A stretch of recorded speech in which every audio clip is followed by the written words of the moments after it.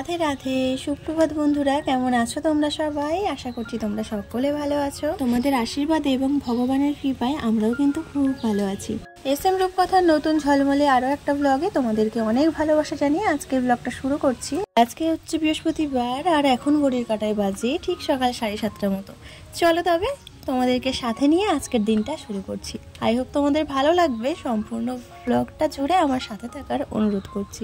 আজকের থেকে আকাশের মুখ ভার, কেন জানি না সকালবেলার থেকেই দেখছি আকাশটা মেঘলা হয়ে আছে। আজকে আমার কাজবাজগুলো একটু তাড়াতাড়ি হয়ে গেছে বলতে পারো। সকাল সকাল স্নান টান করে নিয়েছি আর পুজো দেওয়াও কমপ্লিট হয়ে গেছে। সকালবেলা আমার বাসি কাজকর্ম সব হয়ে গেছে। আর সকাল সকাল স্নান করে পুজোটা দিয়ে নিলে দেখবে মনে হয় যেন সমস্ত কাজ আমার হয়ে গেছে। তো যাই হোক, আজকে সকালবেলায় স্নানটা করে নিতে পারলাম কারণ তোমাদের দাদাভাই মাকে নিয়ে একটু ডাক্তারের কাছে যাচ্ছে। ওই জন্যই আমি সকালবেলা স্নানটা করে নিয়ে পুজো দিয়ে নিয়েছি ওরা থাকতে থাকতে। তারপরে ছোটু উঠে গেছিলো, ওকে দাঁত টাত মাজিয়ে একটু ফ্রেশ করে তারপরে ঘরে একটা খেলনা দিয়ে বসিয়ে রেখেছি।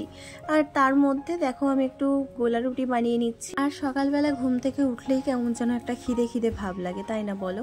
ওই জন্য ওকে না এখন কিছু সেরকম দিলাম না। শুকনো শাকনা যদি কিছু দিই তাহলে আর পরে এইসবগুলো খেতে চাইবে না। আর আমি বাইরের খাবার যতটা পারি কম খাওয়াই বাচ্চাদের। তো এই দেখো বাড়িতেই একটু নুন চিনি আর একটু আটা দিয়ে একটু গোলা রুটি বানিয়ে নিলাম। বেলা রুটি না আলু ভাজার সাথে খেতে পছন্দ করে বা চিনি দিয়ে পছন্দ করে খেতে, কিন্তু সকালবেলা বাচ্চাদের মিষ্টি খাওয়ালে না ওদের ব্রেনের ঘাটতি হয়।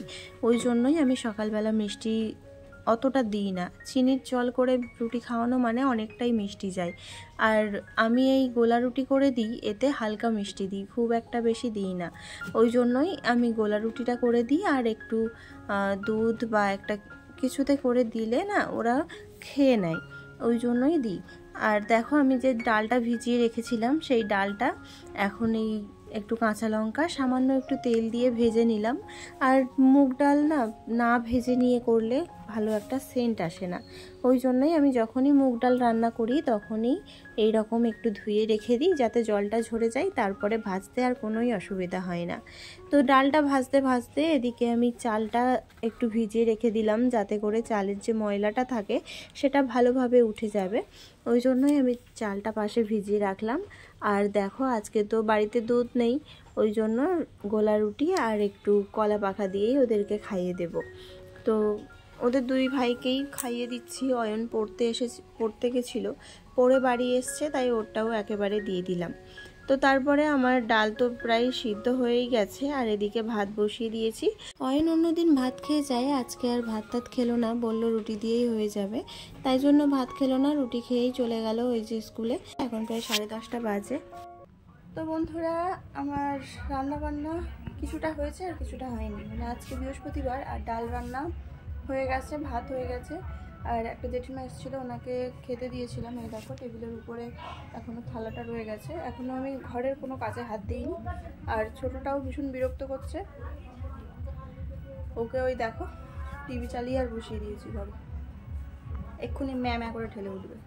দেখো আমি এই কদিনে এতটাই মোটা হয়ে গেছি, এইগুলো ডবল ডবল হয়ে যাচ্ছে। তো যাই হোক, মার তোমাদের দাদাভাই গেছে হচ্ছে চোখের ডাক্তার দেখাতে, মানে মাকে নিয়ে গেছে মায়ের চোখের ডাক্তার দেখাবে। তো সেটা হচ্ছে সল্টলেকে না করুণাময়ী কি জানি কোথায়, আমি ঠিক জানি না। তো ওই দিকে নিয়ে গেছে। আর বাড়িতে বাবা আছে আর ছেলে তো স্কুলে চলে গেল, বাবা ওই ঘরে ঘুমাচ্ছে। আর আমি ছেলেটাকেও সামলাচ্ছি, এদিকে রান্না বান্না করছি। ওই দেখো ওইদিকে হচ্ছে চাল কুমড়ো পেড়েছিল সকালবেলা, তো সেই চাল কুমড়ো কাটছিলাম। আর একটু করে বৃষ্টি আসছে আবার থেমে যাচ্ছে। তো চলো বাদবাকি কাজগুলো সেরে নিই। আর আমার ঘরের অবস্থা কিন্তু এখনও মানে বেঁধে বিচ্ছিরি হয়ে আছে বললেই চলে। এদিকে আমি রান্না করব বলে সবজি কাটছিলাম, আর দেখো এরা তিনজনে খেলা করছে। আর এরা এসছে বলেই তাই ও আমার পাশ ছেড়েছে, না হলে একদমই আমার কোনো কাজ করতেই দিচ্ছিল না। আর এই দেখো আমার কিন্তু সকালে ডাল টাল হয়ে গেছিলো, আর এখন একটুখানি বেগুন ভেজেছি। আর এই যে চাল কুমড়োটা কেটেছি, চাল কুমড়ো বা চুন কুমড়ো যাই বলো না কেন, তো এই কেটেছি। আর এদের দুষ্টুমি দেখো। তো চলো আমি এদিকে চাল কুমড়োটা যেভাবে রান্না করি তোমাদের সাথে একটু শেয়ার করছি। তো কড়া গরম হয়ে গেছে, দেখো কড়াতে একটু জিরে ফোড়ন দিয়েছি আর কটা কাঁচা লঙ্কা দিয়েছি। আর কাঁচা লঙ্কা আমি গোটাই দিই, কেননা ছেলেরা ঝাল খেতে পছন্দ করে না, মানে ঝাল খেতে পারে না, ওই জন্যই কাঁচা লঙ্কায় আমি গোটা দিই। আর যার যেরকম ঝাল দরকার ওই সিদ্ধ হয়ে থাকলে ওটা দিয়ে খেয়ে নিতে পারবে, ওই জন্যই। তো চলো এখন চাল কুমড়োটা দিয়ে ঢাকা দিয়ে রেখেছি। আর আমার ঘরের অবস্থাটা তোমাদের একবার দেখিয়ে দিই। আমি তো বাড়িতে এসে থেকে ঘরেতে হাত দিতে পারিনি সেইভাবে। তো দেখো এই কাঠের আলমারিটা আজকে গোছাবো। এর উপর থেকে শুরু করে নিচ পর্যন্ত প্রত্যেকটা জিনিস অগোছালো হয়ে আছে। তো রান্না বান্না আমার কিছুটা হলেও একটু কমপ্লিট হয়েছে, মানে শুধু তরকারিটা করলেই হয়ে যাবে। রান্নাঘরটা গোছানো হয়ে গেছে, আর শুধু তরকারিটা করব, বাসনটা মাজবো, হয়ে যাবে। আর এই দেখো এই জিনিসপত্রগুলো সব গ্যাদারিং হয়ে আছে এখানটায়। তো চলো এগুলো সব বের করে রাখি। জামা কাপড়গুলো সব বের করে রেখে আর চলে এসছি আবারও রান্নার জায়গায়। তো এখানে দেখো এখন একটুখানি লবণ হলুদ দিয়ে নিচ্ছি। আর মেয়েদের ছোট ছোট অভ্যেসগুলো না যদি একটু পাল্টানো যায় তাহলে কিন্তু অনেকটা সুবিধাই হয়। এই যে আমি দেখো রান্না করতে করতে কিন্তু হাতের ধারে যে বাসনগুলো ছিল সেগুলোও মেজে রেখেছি। আর গ্যাসের একদিকটা আমার পরিষ্কার করা হয়েই গেল। আর এই দিকের যে প্লেটটা মানে যেটাই রেখে হাঁড়ি টাড়ি বসাই সেটাও কিন্তু আমার মাজা ঘষা হয়ে গেছে। শুধু যেটাই রান্না করছি এই খুন্তিটা আর এই যেটা দিয়ে চাপা দিলাম, এই দুটো জিনিস আমার ধুইলেই হয়ে যাবে। আমার সব কাজ হয়ে গেছে। আর এই যে চাল কুমড়োটা ভাজতে একটু সময় লাগে, ভীষণই জল বেরোয়। আর আমি একটু রসা রসা করেই ভাজবো, আর এটা ভাজতে গেলে একটু তেলও লাগে। তো যেটা ভেবেছিলাম ঠিক তার উল্টোটাই হলো।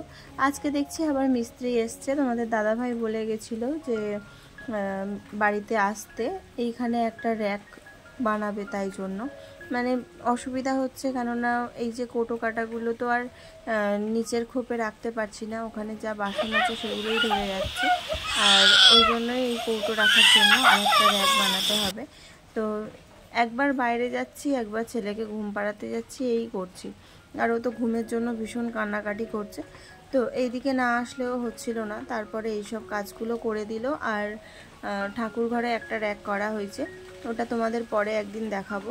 তো চলো ছোটুকে কোনোভাবে আমি ঘুম পাড়িয়ে দিয়েছি। আর ওই যে মিস্ত্রি চলে গেল এখন। তো এখন আমি এই জায়গাটা পরিষ্কার করে নিই। মানে সকাল থেকে এমন একটা পরিস্থিতি গেল যে ভেবেছিলাম একের পর এক স্টেপ বাই স্টেপ কাজগুলো করলে আমার কাজ হয়ে যাবে, কিন্তু এই যে মাঝখানে একটা ঘোলা হয়ে গেল, কি করা যাবে বলো, এগুলো তো করতে হবে। তো যাই হোক এই কাজগুলো আমাকে ডবল করেই করতে হলো। আমি রান্নাঘর পরিষ্কার করে রেখেই ঘরে গেছিলাম, বলি এবারে ঘরে গিয়ে ছোটুকে ঘুম পাড়িয়ে দিয়ে আর জামা কাপড়গুলো গুছিয়ে রাখবো, কিন্তু সেটা তো আর হলো না। আবারও রান্নাঘরে এসে এইসব কাজগুলো করতে হলো। তারপরে না শরীরটা একদম ভাল লাগছিল না। আর বৃষ্টি তো সেই সকাল থেকেই পড়ছে, দেখো একভাবে বৃষ্টি হয়ে যাচ্ছে। আর এরকম বৃষ্টি হতে থাকলে দেখবে গাটা কেমন যেন ম্যাচ ম্যাচ করতে থাকে।